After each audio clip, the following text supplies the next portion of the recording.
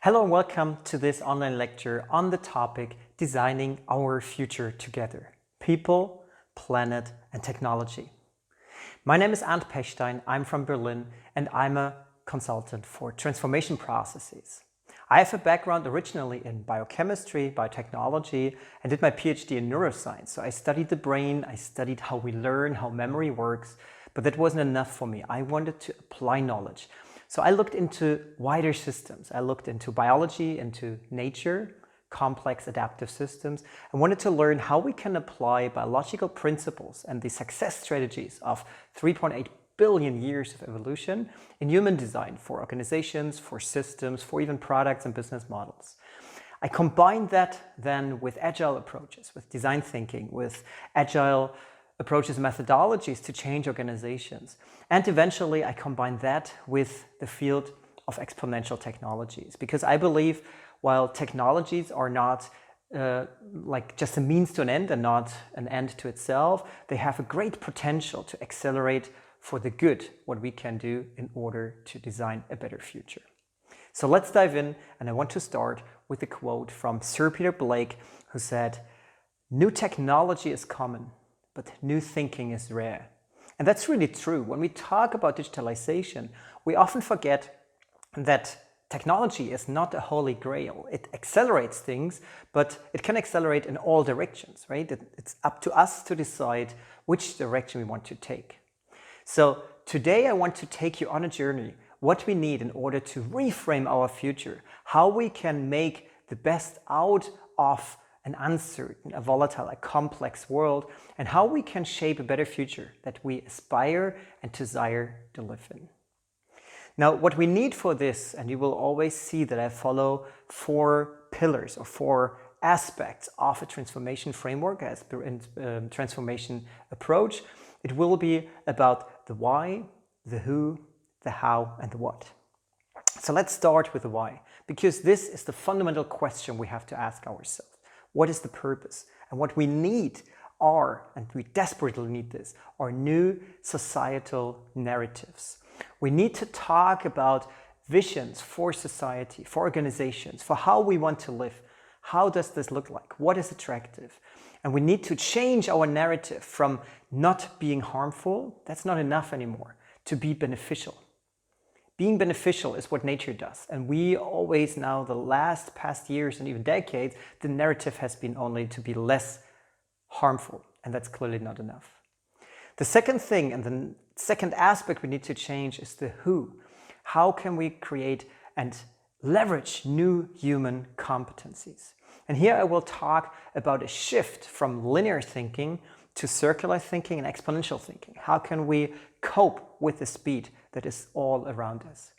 The next aspect brings me to the how. We need new collaborative rules. We need to change our mindset from something that Peter Spiegel, a futurist here from Berlin, calls the transition from the IQ, which is the intelligence quotient, to the WeQ, the collective, collaborative intelligence. And finally, it's the what. We need new value-based business models and systems, and we need to move from scarcity, where we value everything that's scarce, to abundance, where we believe everything that is abundant is actually very valuable. And I'll talk more about this later. The question is, why now? Why is it so urgent to talk about these topics? And if you look at this graph, you will see that our reality is shaped by an exponential dynamic. What you see here is a blue curve that is an exponential. And this is how technology develops. This is how social networks, globalized markets develop. They're all accelerating in an exponential fashion. The challenge, though, is that we as human beings, we as individuals, are not wired to think exponentially. We cannot, our brains are not capable of thinking exponentially. We can only think in a linear fashion, which means that all predictions, all extrapolations we do into the future are based on our experiences, our understanding of the present and the past. And it means that because it is linear extrapolation, our predictions will be further and further off the future reality. On the one side, this is exciting because new things are surprising us. On the other hand, that can be very scary because we feel overwhelmed. We feel being caught in a complex system that we can't control anymore. Now the question is, how do we solve this dilemma? Knowing that our last brain update, if you wish, was 40,000 years ago. Our brains have evolved in a time which was mostly linear and local. So the life of one generation didn't differ so much from the life of a previous generation. And this is radically different right now. Today, the life of one generation is radically different from the life of the previous generation, let alone the life of generations before. And this is only going to be accelerated. So we are living in a globalized and exponential world. And we are not hardwired to deal with this individually. So how do we solve this dilemma? And what does it do to us? Well, the first thing, and that's a concept you might have heard about, is that we are exposed to conditions that we call VUCA.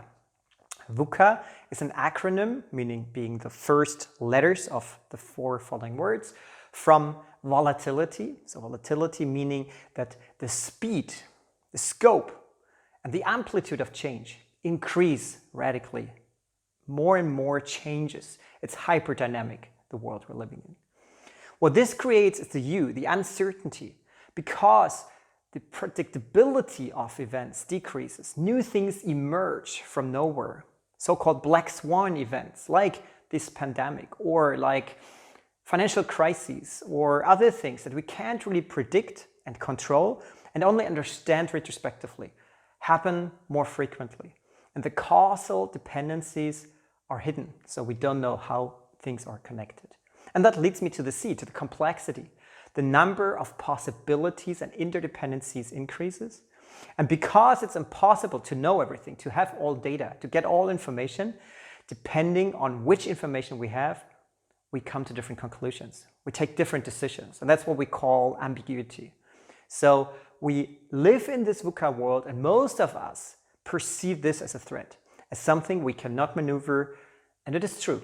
We cannot maneuver it with the patterns and processes and behaviors of the old world, of the 20th century, which was dominated by Taylorism and old mindsets and mental models. So we need to challenge these models and these mindsets in order to cope with the reality and with the future. Tradition is not a business model.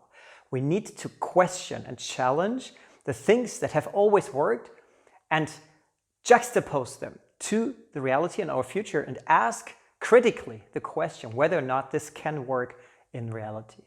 And what I want to offer you now is a reframing that this VUCA is not a threat, but actually it's a huge possibility for humanity, for organizations, for society, if we do it right. If we really look at it with a new mindset and use it as a leverage of our potential and the possibilities that lie ahead.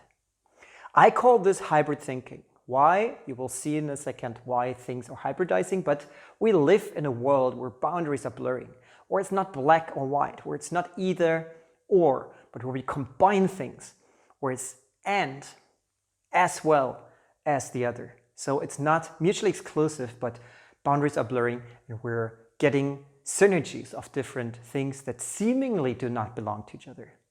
So let's start this reframing. Let's look into what I call hybrid thinking. If we are living in a volatile world where everything changes constantly and we cannot predict and control what and to which extent things change, then one thing we need is a North Star, a vision, and that's the first reframing of the letter V, it's the vision. We need what I call a transformative purpose. What do I mean by this? We are bombarded, if you switch on TV, if you read newspapers, if you check social media, we are bombarded with negative news. Why is that? Because our brains are more receptive to negative information.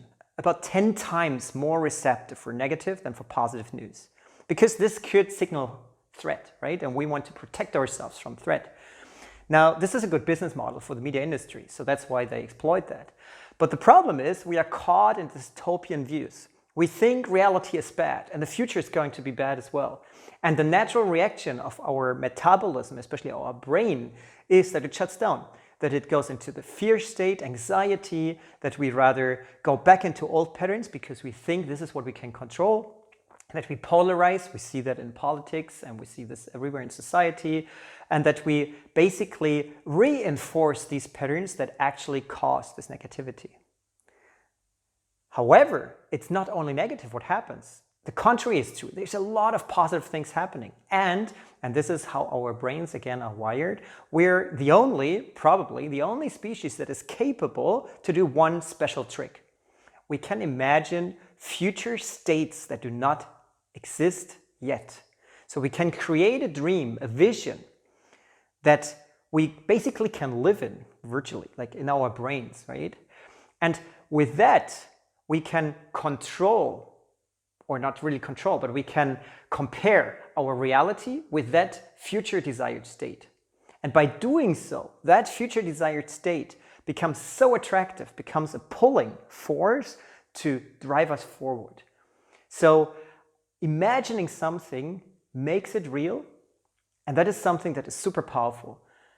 Not only because it makes it real for us and we aspire to move somewhere and are motivated to get something done, which is a future desired state, but also because a common vision, a common North Star, a purpose that is based on certain values brings us together and creates commitment. So it allows to co-create future solutions. It attracts us to get somewhere as opposed to get away from something. It's a huge difference, right? Being pushed away and trying to escape and prevent something you don't want versus trying to move somewhere you want to go. Think about this in your life. Having an attractive force, what you really want to do, because it's a passion, something you're really believing in, is so much more powerful. We can get into flow state, we can get motivated, we have a lot of stamina to get there and can even handle maybe small setbacks that we cannot handle if we're just trying to escape from something. So having a vision is something we really need. And we should be bold enough to have what we call moonshot thinking, like really thinking big. The moonshot thinking comes actually from this Kennedy area when they tried to get their feet on the moon. And it was not possible in the early 60s. And yet they said it. They will land on the moon in this decade. And the rest is history. They made it. But in the beginning, they neither had the technological competencies, nor did they know the processes to make this possible. But this big vision united people and made things possible that seemed impossible before. And that is what we need as society. For instance, if we look at the climate emergency, if we think about social inequality, if we think about the future of society, democracy, financial system, all these things, what is it that we want and not what is it that we want to get away from? The second aspect then, the U, is the uncertainty. How do we tackle uncertainty? Well, we tackle it by upskilling. We need to bring in the people into the equation. They shouldn't just be passive objects to whom change happens. We should empower people to be active drivers of change. In fact, because of the digitalization, we're at the verge of a new humanism. We are capable of actually unfolding our human potential because this is what makes us different from machines. I'll get to this in a bit more detail later. And interestingly, if we look at our human brain, it's so much more powerful than we actually have used it in the past. Why? Because in the past, and we've even created a standardized format or instrument to measure intelligence, the intelligence quotient, the IQ, where we really only focused on the outer areas of our brain, what we call the neocortex. What happens there?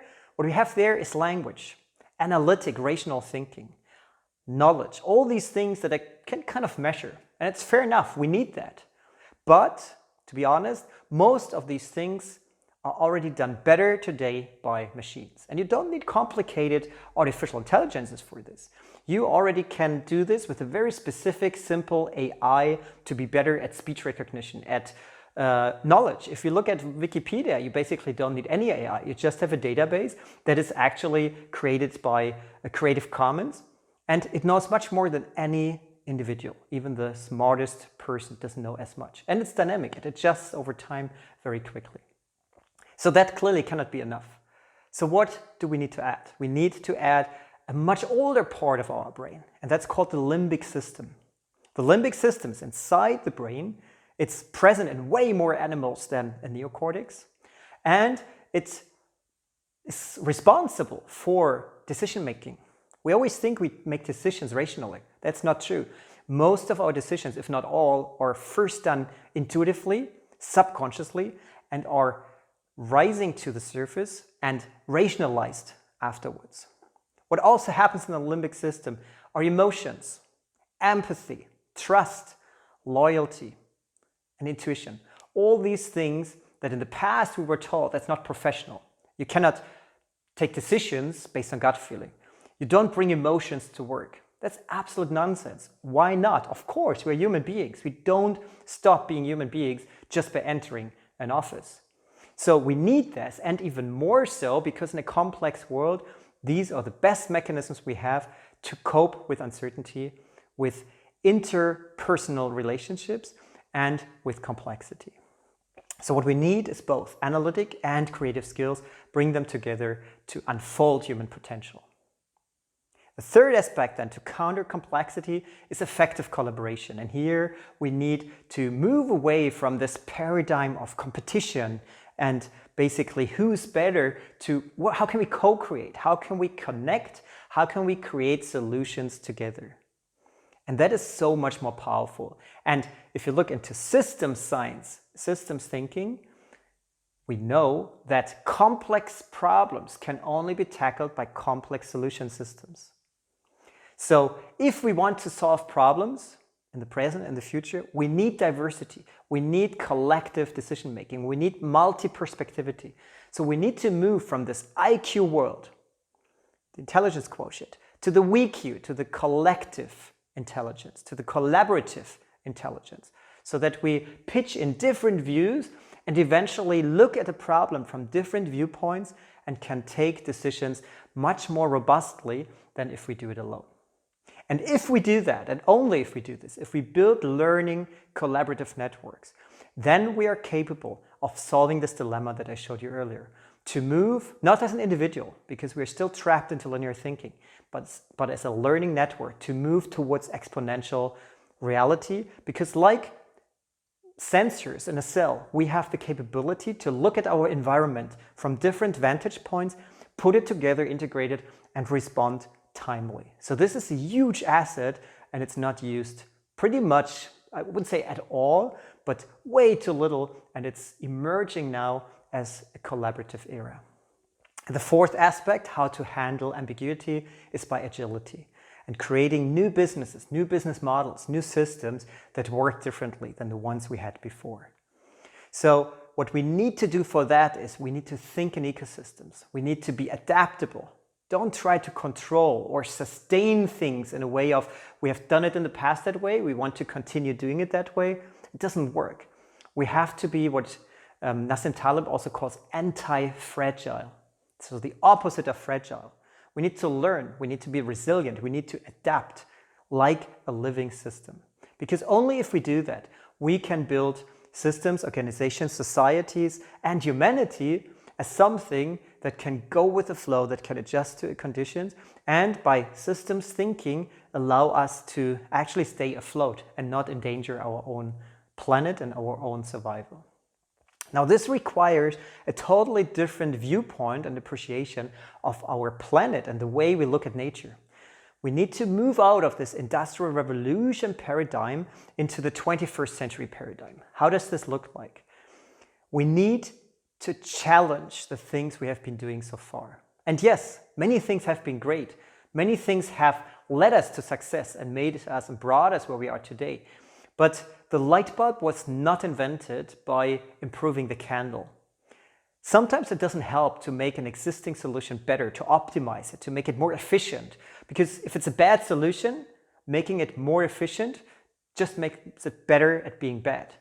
So we have to sometimes create new things that make the old things obsolete.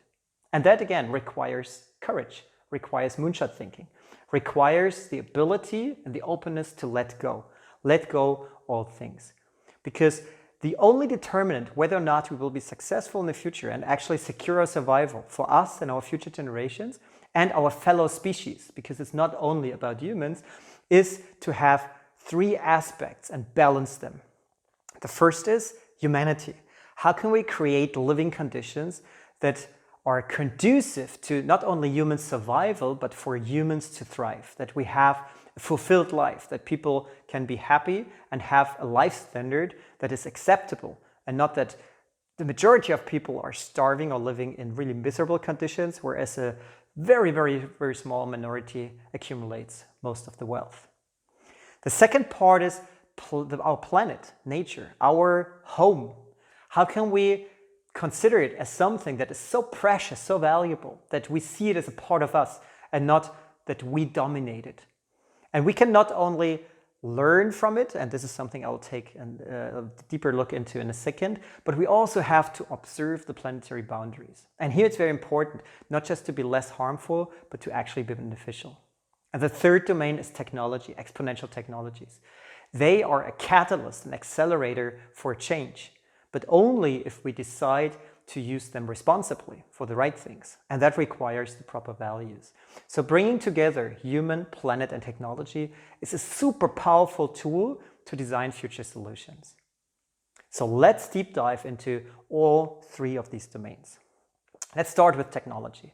Technology is amazing. And if you read science fiction, actually most of the novels, most of these amazing technologies that we have read about, that we've seen on screens, actually turned already today into science fact.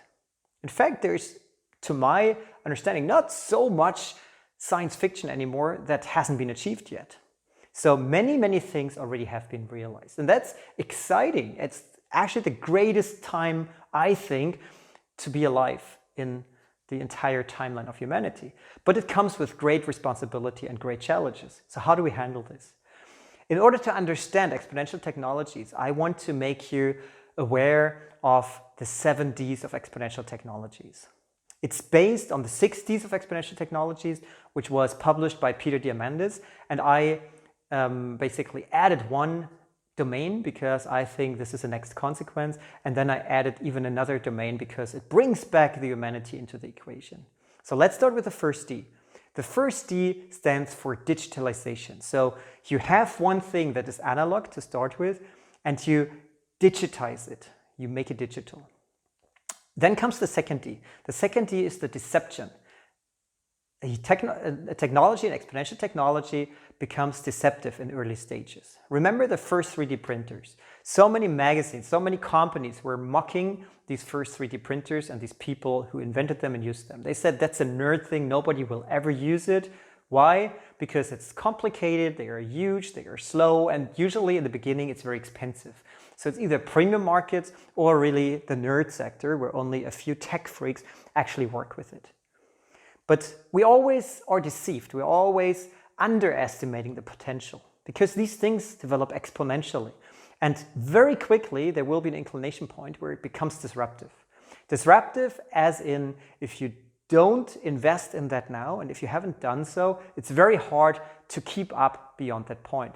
Because this is where the price point changes, where things become cheaper, the performance becomes better, and the adoption rate increases exponentially. What happens with exponential technologies, and you can go through any sector, you dematerialize. What does this mean? Look at the music industry. In the 90s, we had DVDs and CDs. What do we have today? We stream music. So we don't need to actually make physical products, namely CDs. So we dematerialize this. Look at Airbnb. It dematerialized hotels. You use existing, and here we are back to the abundant available spaces and makes them accessible. Look at Netflix, same for videos. You can take any of the disciplines and you see dematerialization happening. The next thing that happens then is demonetization. If I don't need to produce it, if it's only in the digital world, the marginal cost moves towards zero. So it becomes cheaper and cheaper. Because adding another song on Spotify basically doesn't cost a thing. Listing another property, another apartment on Airbnb doesn't cost a thing. If I want to add 100 properties on Airbnb, it doesn't cost anything. If I want to add 100 hotel rooms in a hotel, that's quite an investment.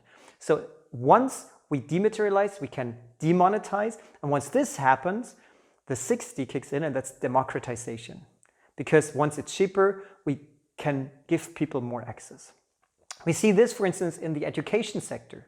There's so many MOOCs, massive open online courses, that allow people, even in the poorest countries, to access high quality information that was super premium before and only accessible to an elite. And once this happens, this is the 7th D, we decentralize. And this is what you see right now in decentralized finance, for instance. Once you create a system that is not centrally controlled anymore, that is demonetized and dematerialized and democratized, you decentralize access. And we will see this with mobility, with energy, with finance, even maybe with democracy. So there are many, many things where we dissolve traditional control, central structures, and we get into decentralized patterns. And once this happens, we have the opportunity, if we decide so, to rehumanize. We can bring the human back into the equation, because now technology, if we decide so, can serve human well-being and human life quality. And that, in combination with a better understanding of that we are just one part of our planet, can also give a great advantage to develop our planet for the better. So now let's move to the next paradigm, or the next aspect of it, which is the people, the human being. And that is where I just said we can rehumanize because of technology. And there's a huge potential. Why? Because everything that can possibly be automated or digitized will be automated and digitized. But everything that cannot be will become extremely valuable. And that is what makes us human. These are our human traits, our humanity, our human competencies. And this is what we need to train. And that's not happening currently in education. If you look at school education, we mostly train for functional foundational literacies, like reading and writing and numeracy and culture and maybe finance and all these things, and maybe starting to be digital literate. And that's important, don't get me wrong, but we also, and importantly, need to train and leverage and empower human capability and human competencies. Something like communication skills, collaboration skills, critical and systems thinking, sustainable thinking, problem solving, and character qualities like curiosity, leadership, and social awareness, empathy, all these things. We need that in order to cope with our reality. And it's interesting, for the first time in human history, we're not looking, or not only looking, for experts, but especially for learners. Because the half-life of knowledge decreases. Google, Wikipedia all know more than any one of us. And the half-life of that knowledge decreases and decreases because it's ever evolving more rapidly. But competencies, the capability of adjusting to changes, the capability of interacting with other people, because you can collaborate, you can solve conflicts, you can have empathy. This is something that has value and stays constant in the future, because then you can adapt to new conditions. This is something that was our driving force to bring together Germany's, well, I would say, really pioneers in these fields of human competencies, of what we call future skills. We just published a book about it. It's called Future Skills, and 30 competencies, actually a few more than 30, that you can learn easily and get access to easily. And this is something where we brought together a community of people where they talk about the relevancy of this competency and make it accessible. So there are learning tools and reflections for each of the skills. And at the end of the book, there's an entire part which talks about application fields, how these future skills help us to navigate the current and future problems. Now, what we need is basically, and this goes back to the VQ, what we need is a collective and a collaborative wisdom creation and intelligence that helps us, based on common values, create the future. And finally, it's about the planet. How can we change the world to the better so that it's not only anthropocentric, human-centered, but that it's life-centered? And that's a term I like to use. I'm not into human-centered or user-centered design, but really it's about life-centered design. How can we create for a better future, not only for human beings, but also for our planet. So have this holistic view.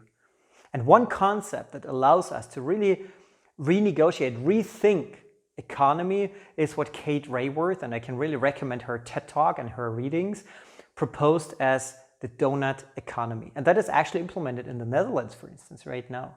So the donut economy shows, or is a model which shows how economy can work and should work. And it should be in the wide ring, in this donut area. Of course, we need to get out of the social shortfalls. Something like poverty and housing and education and health and all these things that we need to basically secure for humans. At the same time, and that is something we shouldn't overshoot on the outside of this green ring, we should respect the planetary boundaries in terms of all the resources and buffers and capabilities and capacities our planet has. And she says one nice thing. Currently, we have an economy that needs to grow whether or not it makes us thrive. What we urgently need is an economy that makes us thrive whether or not it grows. So we really should and have to reconsider this insane growth imperative and think about sustainable development. How can we maybe sometimes grow, maybe sometimes not grow, sometimes maybe degrow, and have an organic viewpoint of how organizations, societies, and economy develops. So integrate development and growth. And this is something where we can look into nature. Learning from nature, a field called biomimicry, is something we should and can do. Because life on our planet is 3.8 billion years old. And that's an astronomical number. And to make it a little bit more tangible, because we can't really comprehend it, I compressed the age of our planet, which is 4.5 billion years even, into one calendar year. Because we all have a feeling for how long it feels from January till December. If we do this, 4.5 billion years in one calendar year, planet Earth started to exist on the 1st of January. It took until 25th of February for life to start to emerge from our planet. And then it was not before September that we had the first sex on our planet. So a boost, an exponential boost in diversity, biodiversity. It was only the beginning of December that life moved from water onto land. And then Christmas was really a bad time for the dinosaurs. They went extinct. But these were very successful species. They lived much longer than we human beings have ever been on our planet. And we modern humans, we are less than half an hour old on this time scale. And what we call the pinnacle of evolution, this is the Industrial Revolution. This is only less than 2 seconds old. And this is where we take all our pride and all our inspiration from. And that's not right, because there's so much we can learn from these older systems that have proven to be successful, because otherwise we wouldn't stand here. I wouldn't even stand here in front of a camera. And we can do things much better because biological systems have been evolved to cope with complexity, with a VUCA world, with a volatile, uncertain, complex, and ambiguous world. Now, let me give you 2 examples. The first is this humpback whale. The humpback whale has on the front side of its flippers these weird bumps, and you may think, especially if you're maybe an engineer, may think that doesn't make sense because airplane wings or wind turbine blades are always straight. Why? Because humans try to avoid turbulences. Well, why then does this whale have these weird tubercles? That's what we call these bumps. Well, it turns out, if it's put in the wind channel, these tubercles create little vortices, little like basically turbulent flows, and they stabilize the flow over the blade, over the wing, and allow the whale to maneuver more easily and more accurately. Now, if we bring this design from the water into air and put it onto wind turbines or industrial fans, these systems run much smoother, use less energy, run more energy efficiently, much more silently, and are way better in restoring or using energy and transferring it, for instance, into wind, into electrical energy. So this is marvelous, turning things upside down, really counterintuitive to what we think from these 2 seconds on this timeline. Another example is how we build our organizations. Look at the terms we use in economy. We talk about resilience, about ecosystems, about adaptiveness. We talk about networks, about learning. We talk about decentralization, modularity. All these terms come from biology. So if we look into systems, also even swarm intelligence systems, despite the fact we're not swarms, so we can't copy one-on-one, but we can emulate principles and functionalities and think, how can we build self-organized teams and systems? How can we build decentralized modular systems that are less vulnerable and anti-fragile in a world where you cannot know the changes that will happen in the future? So we need to think about systemic solutions, solutions that create benefits and advantages and synergies for more than just us humans or even a subset of us humans. And for this, and this is the last part of my lecture, I want to give you a case study. A case study that I've worked on and been part of a team of several years ago. It was for one of the German OEMs, for Audi, and it was the Audi Urban Future Initiative. We called it the flywheel, how we can redefine the urban fabric. And to make one thing clear in the beginning, this was not about reinventing the car in the sense of making it more aerodynamic or making it more sexy and interesting, but it's really about the functionality, and this is what nature teaches us, thinking in functions and not in objects and design solutions. What is the function? The function is to move people in a healthy city. And for this, you may start asking the question, is a car as we know it actually even the right thing for a city of the 21st century? So let me guide you through this little journey, what we did and how we started that project. The Audi Urban Future Initiative, and that was, as I said, done by a team. So I was part of a team. It was Paul Friedli, Dr. Paul Friedli. He's the head of innovation at Schindler, the elevator company, vertical mobility. It was Max Ritalla, an urban architect and urban developer here in Berlin, which has a large team and works on sustainable solutions, how to create livable conditions in the future of the city. And my team from Biomimicry and the design and this hybrid thinking approach, where we look at how we can combine technology, people, and planet in a meaningful way. Now, the case study we worked on was the Tegel Airport. And yes, by now we finally opened our airport. It took a while, and we shut down Tegel Airport.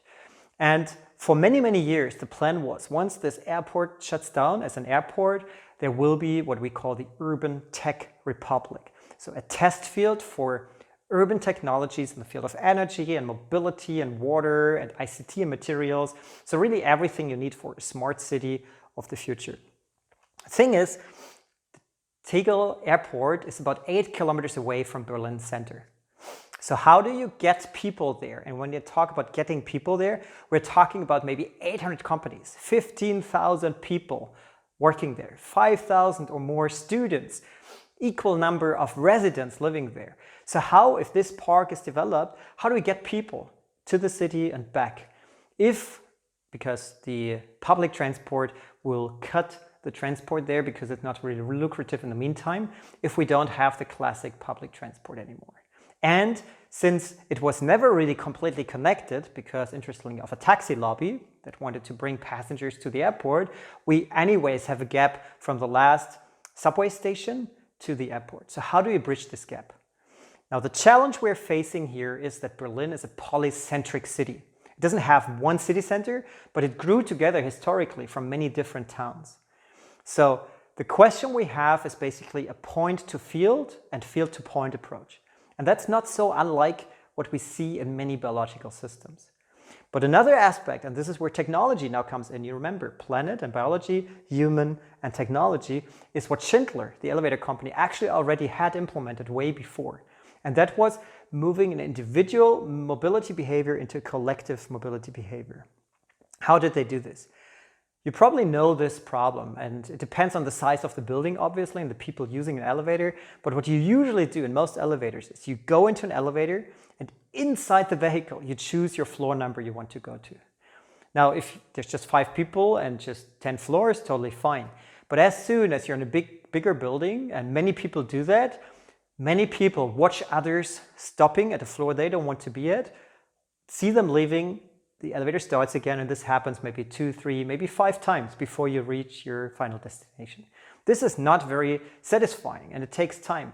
So The problem of this old approach is that basically just a subset of people, those arriving first, are happy, whereas everybody else is or really not liking it. So they implemented the port technology where they ask people beforehand where they want to go.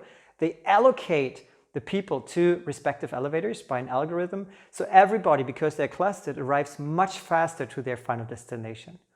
This is called the destination control algorithm.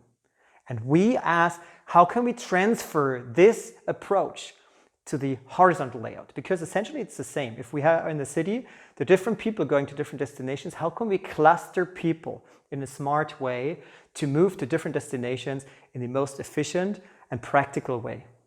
And that's something we try to design. So local routes for the last mile, but collective routes for the in-between, for the transit, to basically map this destination control algorithm onto the city of Berlin. That was the first aspect, so that we connect different districts with the Tegel airport and back.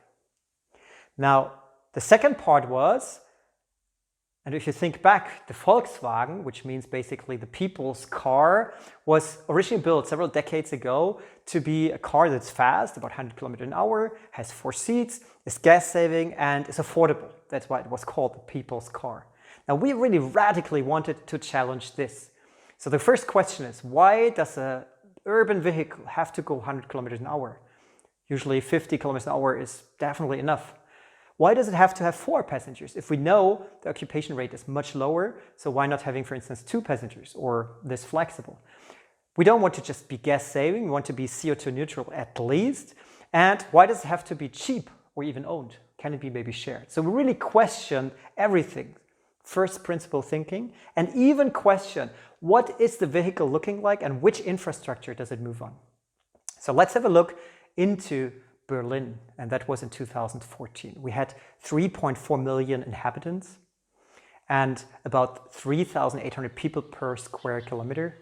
And we spent on average about 70 minutes per day in transport, move with 24 kilometers per hour, 20 kilometers an hour, and spend 24 minutes in transport.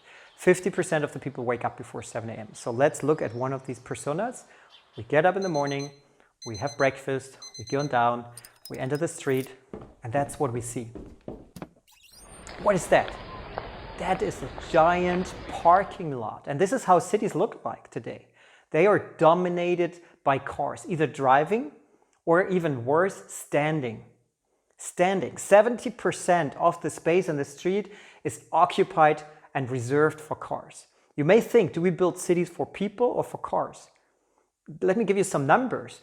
95% of the lifetime of a car, this car is standing, not moving. On average, about 1 hour per day, it's moving.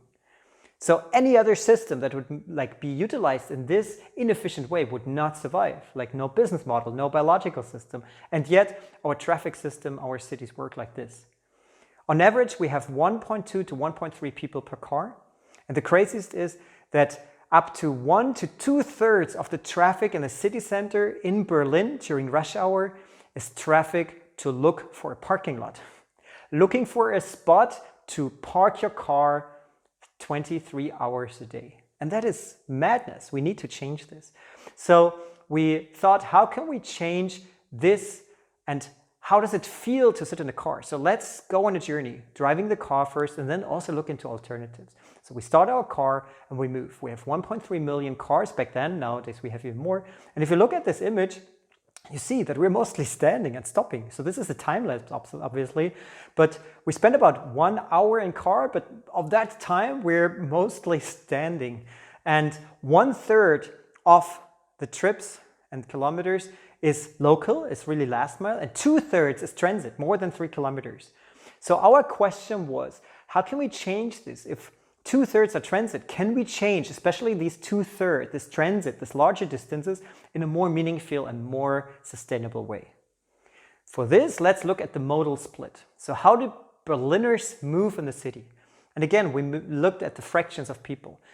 About 38% of the people use private cars to move. How many people walk? We have about 25%, so 1/4 of the people walks, then we have 10% bicycle, and public transport is used by the rest by 27%. So our design objective was to create a collective mobility experience where we combine the benefits of private individual transport and public collective transport in a meaningful way, in a modern way, in a sustainable way. So how do we do this? And for this, we also have to look into the second system, the public transport system. We have 1.3 million passengers per day. And there you see, we come to a platform, we have to wait. The infrastructure is 10 times more expensive than the street. We wait 2.5 minutes on average on a platform. And multiplied by the number of changes, we collectively spend 6 years waiting every day. 6 years waiting every day. 10 times more infrastructure than the street. Why can't we use this system also more efficiently?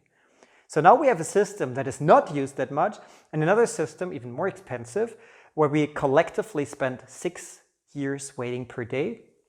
Combining this was our core idea.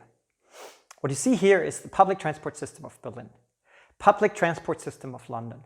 And usually I ask, what is this public transport system on the right? And people usually say it's Paris or something else. And I say, no, it's a neuron. And here we're back at biology. It's totally different like sizes and scales. Totally different functionality in terms of biology versus technology. But the principles of how things work are very similar. The neuron is the most effective and efficient way of transporting things from A to B. And it's a system where you have a central hub, the cell body, of which the different cell extensions branch off, and where you need efficient transport between these compartments. This happens, and this happens in every cell. It's just very efficient in a neuron. It happens in every cell, and you see these highways in green here stained in the cell. The blue is the cell nucleus, the red you see is the cell membrane. And there you have special molecules and particles that help allowing for this mobility. You have a vesicle, that's the cargo. You have different infrastructures, here shown in blue and in red. For instance, one of these infrastructures is the microtubule, and you have motor proteins, different kind of motor proteins. And we visualize this with an animation, and the scales and shapes are really as they are in a cell. So it really looks like this. It's just animated because it's too small to see it live in a cell. And what we see is a decoupling, both morphologically and functionally, between different infrastructures. And that morphological switch is something we tried to emulate into the Berlin transport system. How does it look? If we look at the car typology has not changed for over 100 years. We have cars with 4 wheels, with a powertrain and a cabin and 2 or 4 doors, with a trunk and 4 to 5 people. Why can't we build a car from inside out, where we decouple the interior and build around people and use cases? So that we build a new concept of how a car looks like, not making it more aerodynamic, but really thinking about functionality first. Making smaller modules, because we don't need 4 to 5 people on average, we need 1 to 2 people on average.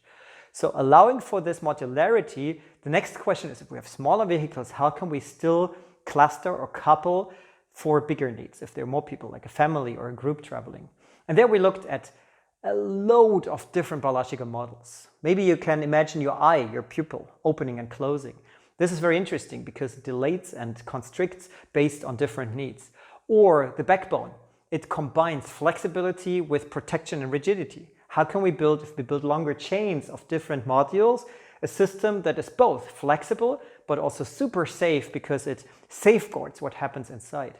And we had like really a plethora of different models from biology that we took inspiration of. Now, let's have a look what happens if we combine different modules. And here we took also the emergent concept from biology, a volumetric door, that 1 + 1 doesn't just equal 2, but the emergence creates more space than the mere addition by allowing more space to be created. Likewise, we took the concept of multifunctionality. Not just transporting people, because regardless what system, any system will have peak and off-peak times. So what if we can transport people and smaller cargo in the same vehicle? In that sense, a fleet could be used much more effectively and efficiently. Then if you combine this with new technological possibilities, you could have even basically a basically gravitational responsive design, like a Segway, where you can even go vertical. So you can combine horizontal and vertical.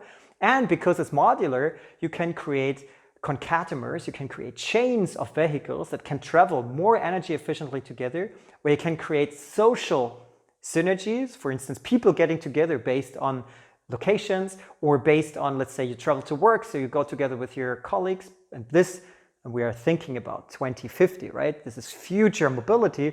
It's autonomous, it's electric, it's not driven by or steered by a person, but you can do something. You have quality time inside. So you can think about business model and social synergies and meetings and whatever you want in these capsules. Of course, it can look like, so the Audi designers, of course, didn't want just a sushi roll, but a nice design. So we had many ways of how this could look nice. And then let's dive in a journey. You sit in this, what we call the flywheel, and through micro intersections in the city, you do new interventions, little holes where these things and ramp can go down, and you go in the subway system. I told you it's not efficiently used. Well, the subway system is the ideal spot for autonomous driving. Why? There's no cats, no dogs, no kids, no people running around. You have a charging infrastructure because electricity is there, which means you only need really small battery packages for the last and first mile. And you can allow for efficient and time-regulated transport. You can meet with other people. You saw that. They merge. You meet people based on algorithms like the destination control. You meet your neighbor who you maybe have never met before. In large cities, we often don't know our immediate neighbors. And then you get to know, we create social synergies, and we come back into an urban space that is worth living in, where technology, nature, and people merge in a beautiful way. And maybe you met your neighbor. Maybe you agree to have a barbecue the next day. And then, because this vehicle is not owned, it's not standing around idle for 95% of the time, it goes back into the pool because it's a shared fleet and can maybe be used for cargo as well, at night, for instance. So this is a beautiful vision, and that brings me back to the moonshot thinking. Of course, this is not built tomorrow, but we need to think, how is the future going to look like that we want to live in? And so we thought, how can we implement it? And this is the last part. We identified a structure. It's called the Siemens Bahn. It's a Siemens train line, actually a high line that was built for the Siemens workers. It still exists and it's totally not used. It was partially destroyed in World War II, but the city has a strong interest in reactivating the structure. And maybe you know the High Line in New York. These structures can be super attractive for tourists and residents alike. And we identified this structure, and you see it here. It's mostly existing, except a few bridges that had been destroyed, and they can be rebuilt. And there's even an interest of the city to reactivate this infrastructure. So let's have a look how this could look like. First of all, again, that goes back to what I said earlier. The public transport is not directly connected to the airport. So we have the Siemens line, which is partially destroyed and needs to be refurbished, and especially the bridges need to be built that connect on the one hand to the subway, which is not directly connecting to the airport, and on the other hand to the former airport, to the Urban Tech Republic. And then in the first approach, we could just take autonomously driving cars. We don't have to build these fancy capsules, the flywheels that I told you, just normal autonomous cars bumper by bumper to pilot autonomous driving in a real city case, where you bring people to a field in the Urban Tech Republic and back to the public transport. On these intersection points, these bypasses, you could create beautiful meeting spots. You could even project on the highway like a cinema. You could have diners, you could have playgrounds, you could have meeting spots, cinemas, whatever you think of, like making it immersive, testing also new technology, getting feedback from residents. And this could look like the High Line in New York, or even more technologically advanced, where we bring technology, nature, and people together into a beautiful interaction. And finally, once this is approved and feedbacked and learned from, we could scale that. We could grow it in the entire city. We could really rethink the way mobility works, and then really with new vehicles, new modular vehicles that allow for an entire new form of transport. Now, our vision, our moonshot is, and was back then, to transform a city that looks like this, that is technology-centered and really not very beautiful, into something that reclaims urban space for people, for biology and biodiversity, and for the smart use and responsible use of great technology. Now, this is a big vision, but this we can only achieve together. If we have a hybrid thinking approach, future doesn't just happen. Future is created. It is definitely created by you or by others, but you decide whether you have a part of how the future looks like. And I think we all should have. Thank you very much. I'm very much looking forward to interaction, so approach me if you want, and I'm looking forward to creating a better future for all of us together. Thank you.